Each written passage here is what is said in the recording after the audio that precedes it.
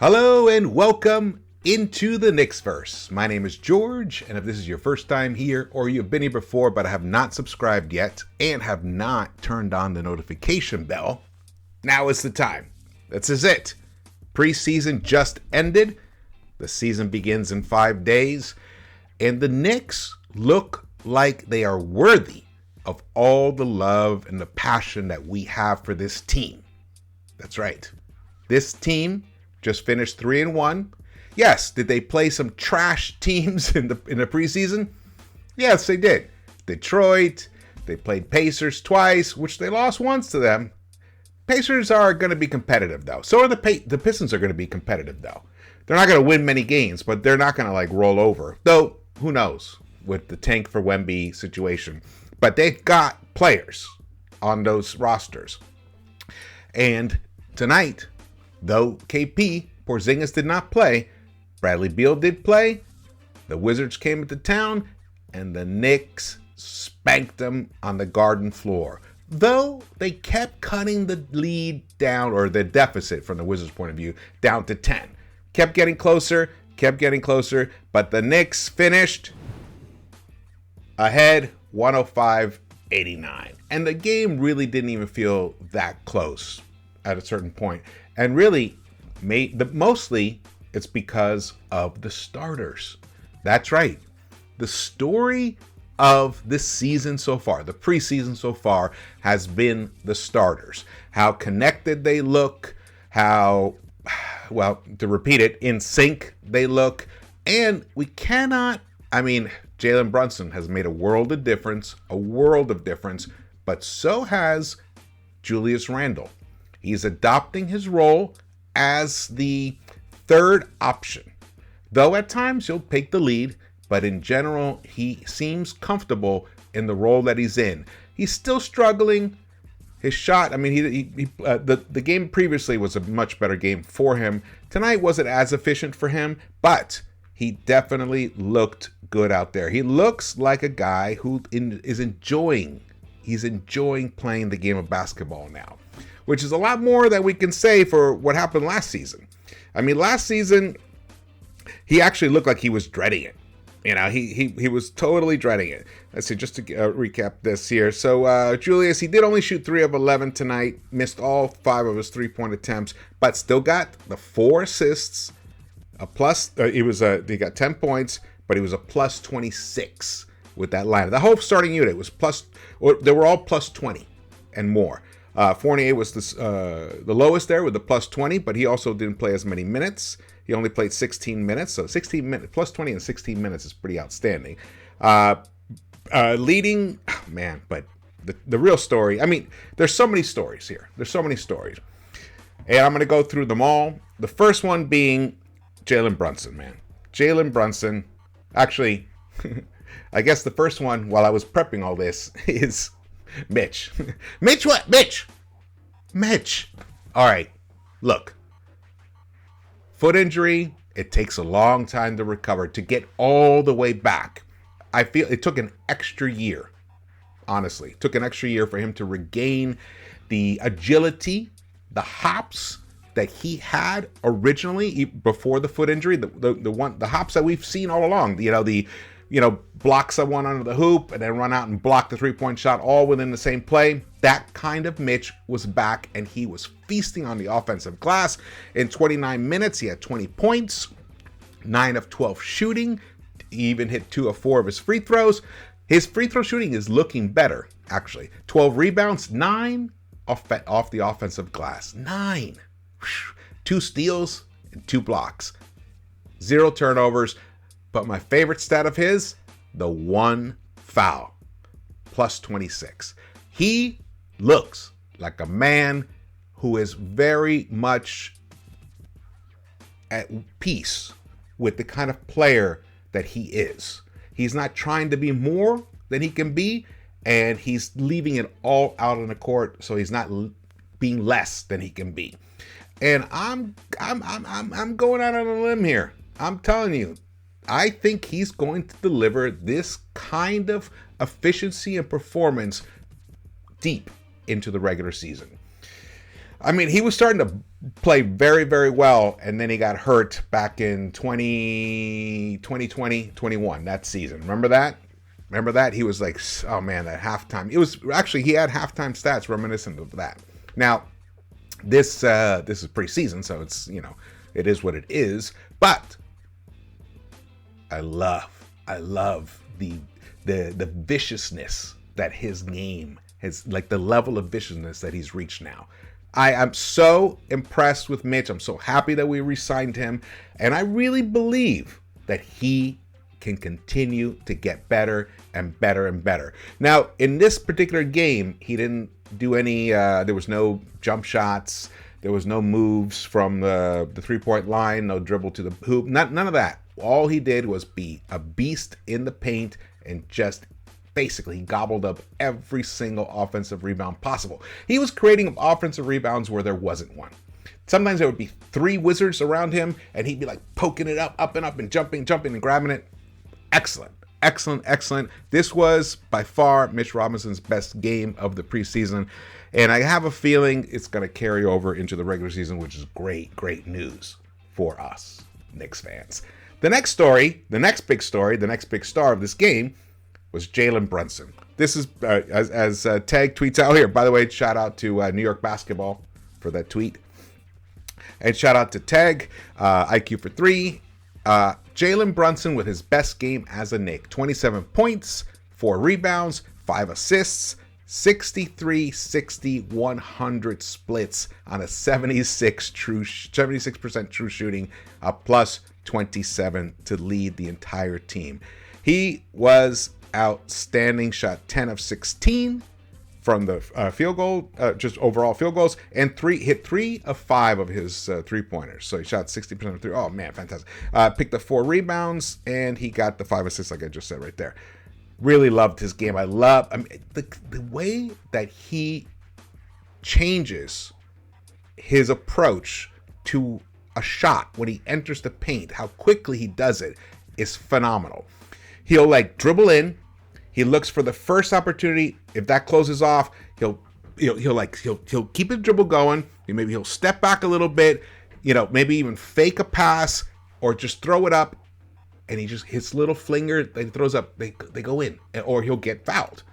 I mean, that is something we just have not had in New York at the number 1 position in a very, very long time. Very excited about that. I'm very excited about this. I'm very excited about the way the first unit is playing. I mean, it was ironic because last season it was the bench. It was the bench or a mix of bench players with starters that were the most effective units, not the starting units. Often the starting unit got off to a slow start. They were lethargic. They would dig holes for they'd have deficits, dig holes, and then the second unit would have to come in and dig us out of those holes. And often we just didn't have enough left to dig all the way out of the hole that the starting unit kept giving us. Now, it does feel like it's a little bit the reverse, though the second unit did finally stop the bleeding. Stop the bleeding in that second half. But in the first half, they, again, didn't cough up the lead, but they let the Wizards get back in it. The Knicks went out to a tremendous start. I think they were winning by 25-6. I think it was something like that. Or maybe I'm thinking about the run that the Pacers had on us last time. But Knicks got off to a tremendous start in the beginning. Tremendous start in the beginning of this game. So happy for them. But one thing I want to talk about is I just want to show something here really quick. No highlights today. Just the still from this game. Now, I forgot which point this was. The second quarter. I think the second quarter or third quarter. It had to be the third quarter. Actually, maybe it was even the fourth quarter. Can't even tell. I cut that part off. But the score was 83-72, as you can see. Look who's on the court for the Knicks. It is Derrick Rose, R.J. Barrett, Isaiah Hartenstein, Emmanuel Quickley, and Obi Toppin. So it was RJ with the bench once again. Thibs likes to see that. Now, it could also be because, unfortunately, Cam did not have a good game. Cam did not have a good game, and he needed this game to prove his value to the team in terms of being able to contribute in whatever position you put him in. And by position, I mean, however you use him in terms of the bench and the lineups and rotations. Now, there definitely seems to be a lack of chemistry with Cam and IQ. I noticed that. There were a few times where IQ did not deliver the ball to Cam when he should have. And then there was the one time where IQ did find Cam right under the basket. Cam went up, but he couldn't finish, but it was a nice dime from, or almost could have been a dime. Cam finished the game 1 of 5, only played 9 minutes. 1 of 5, missed both of his 3-point shots. He did pick up, oh, no, I was looking at the wrong thing. Yeah, 1 of 5. So overall for the preseason, Cam finished shooting 21.4%. He only connected on 6 buckets, and he put up 28. That is just not going to cut it. You have to be a tremendous defender. You have to be, basically like a Gary Payton type defender to make a case that you belong to be on the court if you're shooting like that. So this was a disappointment from the Cam side, the Cam point of view. I was hoping to see something from him because the more that all the players excel, it just forces the guys in front of them to play even better. They feel that heat. And if they don't step up, then the guy behind who's balling out takes that position. Now we don't have that. Right now, for sure, Cam is relegated to the situational right now, along with Deuce, even though Deuce did hit a nice 3-pointer today. So the rotation is set. It's pretty much set. We know it's going to be Julius, Jalen, Brunson, RJ, Fournier, though I have some things to say about that because Grimes finally got in this game. And he played with the starters. He didn't start, but he played with the starters. So I thought that was interesting. I think Thibs wanted to see what that looked like. Because defense is still going to be a very important aspect of that, for that starting unit. For any, of course, defense is important in general. But Brunson is still lacking defensively, especially out on the perimeter. He puts the hustle in, but his size is limited. So that's why he wanted, and Grimes hadn't played all preseason. So he wanted to see what Grimes looked like. It was kind of like an audition for the starting lineup. If Fournier doesn't really deliver in terms of that 39% free throw shooting. If he shot 38% from the free throw line, that'd be terrible. 39% and better from the 3-point line. Tonight, Fournier missed all 3 of his 3-pointers. Only hit 2 of 6. But like I said, he still finished a plus 20 because that unit was gelling. And what I liked about Fournier defensively, he definitely has improved. He's putting much more pressure. He's closing the gap between the shooters and himself, much more so than last season. And that, to me, is a good sign because I do believe his shot is going to come. He may be a little tired. He played the Euro basket. All kinds of things are happening. And he rested, so he might be a little out of sync. Guys need time to get back in their rhythm. So I'm not, completely dismissing his 3-point shot. Let's get back to this. But what I'm seeing is, here we go here. I'm seeing Thibs keeping it a possibility that Grimes will play many minutes with the starting unit. So we'll see. Also, especially when you consider that Cam is struggling so much, it might be a situation where, okay, maybe we need that shooting for that second unit, because the second unit, D Rose did play tonight, though he only hit 1 of 5. It was a beautiful reverse finish, though. It was a beautiful finish. Missed both of his 3-point shots. He could be a little rusty. Only played 14 minutes. Did get 2 rebounds.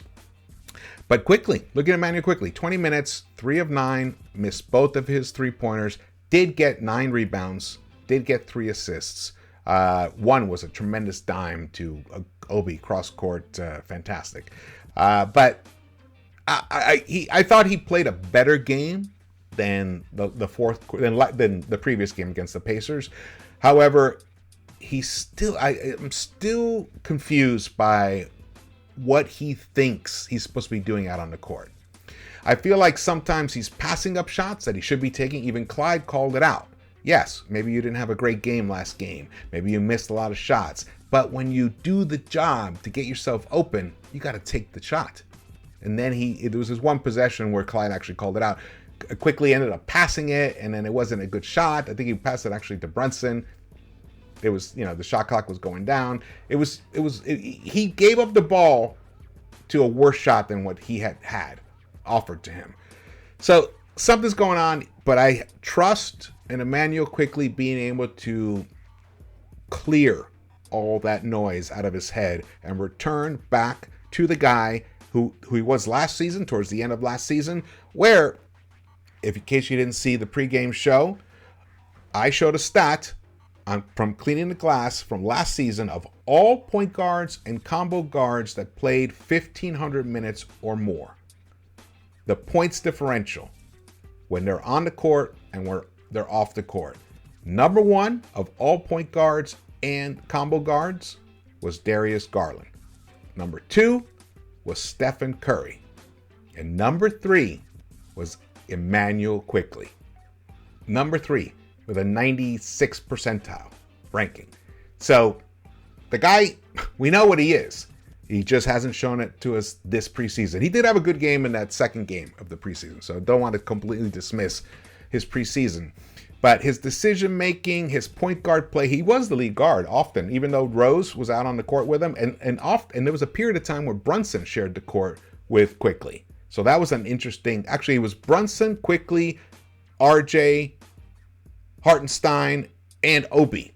That was also, actually it was basically that unit that I showed you, but instead of Rose, it was Brunson. Actually, that's what it was. Before that, it was Brunson out on the court with them, and then Rose subbed in for Brunson.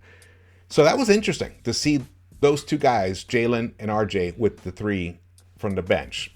Interesting. I wonder what Thibs was thinking about in terms of that. I'll have to think more about it in terms of what it actually might mean. Might not mean anything, but it could be an indicator of Thibs trying to have different looks. Because that lineup can give you, defense, and it can give you a lot of speed out on the court there, especially transition-wise. Because we love to see RJ and Obi out on the court together, and the way IQ can find those guys is fabulous. And then you put another ball handler there, Brunson, that gives Quickley less decisions to make, and then you have Hartenstein to stretch the floor. That's a nice unit. It's a very interesting unit. There actually was a great breakaway play. Again, Obi to RJ, and I believe it was RJ got the assist and Obi got the dunk. Obi didn't have a great game. 3 of 9, 18 points. Missed all 3 of his 3-pointers. Got 4 rebounds. He did get a cool block at one point, which was sweet. Interesting. This is makes me think that my 47 wins prediction is very possible. It's very possible. As you can see here, the bench, they were all minus in the plus minus, and Quickley was the lowest with a minus 14, though I believe he did play the most minutes. Yes, he did, of that second unit. But like Obi played 18 minutes, just 2 minutes less, and his plus minus was a whole 5 points less. So it just shows that Quickley, when he's on the court right now, is not helping the unit win possessions left and right. Win this possession, win that possession. He's not quite doing that right now. Let's hope that he does snap back, get it back together. You can see Grimes finished a plus 6 here, but he missed both of his shots, played 16 minutes. This is his first action. First game action since the Summer League, where he ended up in the all Summer League team, the best 5 players. So this was, let's get to the Wizards. You can see the Wizards, Bradley Beal did play, 6 of 12, missed 5 3-pointers, only finished 1 of 6 from the 3-point line. He played some decent defense at one point I was watching. Hachimura, 20 points, 30 minutes, 7 of 14, 1 of 4 from the 3-point line. He's showing he's got something. There was definitely kind of a sparse lineup. Johnny Davis, though. Johnny Davis, 14 minutes, 0 of 5 overall. Not impressing me. Let's get to the team stats. Knicks shot 42.7% overall and only shot 24.2% from the three-point line. And yet they still won because of the points in the paint, because of Mitchell Robinson. Look at that. At 22, a plus 22 point disparity, 58 to 36 points in the paint. Wizards never led. Knicks' biggest lead was 24 points. The assists are up there. Nice, 25 assists a game. If the Knicks could average 25 assists a game in the regular season, I will be doing backflips. So I can't do any backflips. Never did backflips. Never did. Could do a cartwheel. Not impressive, but that's about it. That's about it. Well, look. This is how I'm feeling about these Knicks right now. I'm feeling a little bit nervous. Nervous to be too excited about what I've seen, because that fourth quarter against the Pacers kind of revealed a lot. And the second unit, which I have been boasting myself that they should be the best second unit in the NBA, or up there for the argument of it, the discussion of it, they really haven't shown that this season, that in the preseason. So I'm a little concerned about that. However, on the flip side, like I said before, the starting unit, they are looking good. And RJ and his efficiency, oh man. In fact, let me see. Let's pull this. Let me go back to this. Go back to this here. So RJ was already, how did he finish? 6 of 13, 4 of 7 from the three-point line. That means he finished over 60% from the three-point line? Is that right? Wow, I don't know. I have to do the stats, but his three-point shot looks tremendous. So if RJ's three-point shot is what this looks like it is, and Randall is embracing his role where the burden of putting up points isn't on his shoulders. He just plays within the flow of the offense, and whenever he draws defenders, it creates gravity, penetrates, finds the open guy, finds the best shot. That's really the key to winning basketball. Whatever you end up doing on the court offensively, find the best shot. You may have a good shot, but the guy next to you might have a better shot. And Randall's starting to do that. RJ's starting to do that a little bit. There were a couple times where he went down and it was that weird thing, which I don't really like. He has this approach to when he drives and Mitch rolls with him. And I think there was another time where someone else rolled with him. Maybe it was Hartenstein, where he kind of just flips the ball up because he doesn't have a real good shot, good angle. He just flips it up, hoping that his guy will get the offensive rebound or maybe even get the tip in. And it actually did happen. It worked twice with Mitch. But I don't like that as a play, because there were several other times where it was just a miss, and then he didn't get the foul call, and then he's on the floor, he's out of position for the fast break going the other way. So it's a fine line to balance that.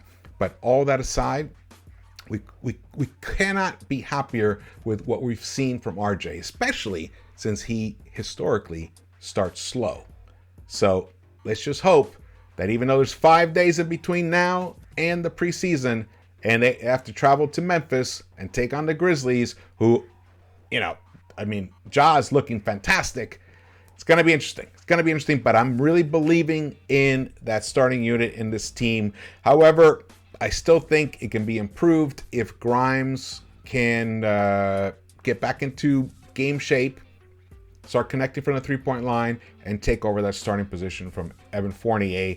And then we can flip Fournier. If Grimes earns that spot, if he earns it, we can flip Fournier for an asset, because we don't need a 30-year-old guy, three-point marksman on the bench who's earning $18 million a year. We can parlay that into something else. Or maybe not. We just hold on to him, and then we just have as much shooting as we possibly can. But that's something to bear in mind there. I want to hear how you guys feel. I want to hear it. I want you guys drop your comments. This was the final game. I hope you guys saw something that I didn't see, because I love when you guys make those comments. I read those. It's fabulous. It really helps me here in the Knicks-Verse. formulate my views, like I've said before. And please subscribe. Man, I want to get over to 10,000. I want to get to 10K, especially with this season coming up. 47 wins, 6th seed is what I'm predicting. All right, well, thank you so much for watching this. My name is George. I am into the Knicks-Verse. Please subscribe here. Subscribe and follow me on Twitter. There you go. All right, I'll see you around.